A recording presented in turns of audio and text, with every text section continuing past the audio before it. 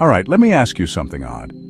Have you ever wondered why medieval kings, those blokes dripping in gold and power, absolutely hated forks? I know, that shiny little utensil sitting in your cutlery drawer, right? But back in the Middle Ages, that fork was about as welcome at a royal banquet as a rat in the soup. So picture this.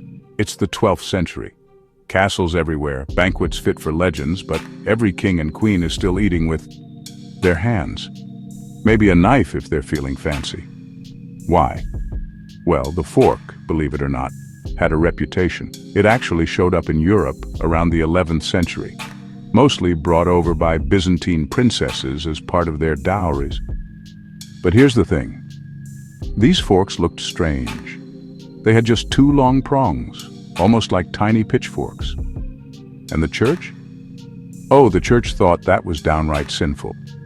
They called it an insult to God because apparently if God wanted you to use forks, He wouldn't have given you fingers. Kings, always keen on tradition and keeping the church happy, looked at the fork and thought, nah, too foreign, too fussy, too suspicious. Using a fork was seen as pretentious, almost like you thought you were better than everyone else at the table. You'd get side-eye from nobles, and priests might even mutter about your soul. See, fingers weren't just practical, they were a sign of humility and closeness to your food. Plus, eating with your hands at a banquet was a chance to show off good manners. Napkins were invented just to keep greasy fingers under control. But here's where it gets interesting. Over time, as trade brought more exotic foods and sauces, those sticky fingers became a problem. Eventually, the fork started to make sense, especially in Italy where pasta got messy.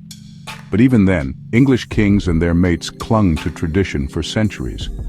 It wasn't until the 17th century, hundreds of years later, that forks finally became fashionable across royal courts. So the next time you pick up a fork, remember, what seems basic to us was once a symbol of scandal, suspicion, and even a little bit of rebellion. And all because some medieval kings couldn't quite handle a new way to eat their dinner. Funny how even the tiniest things can make history, isn't it? If you enjoyed that slice of history, give it a thumbs up, and maybe, just maybe, eat your next meal with your hands, just to see what all the fuss was about. Cheers for watching.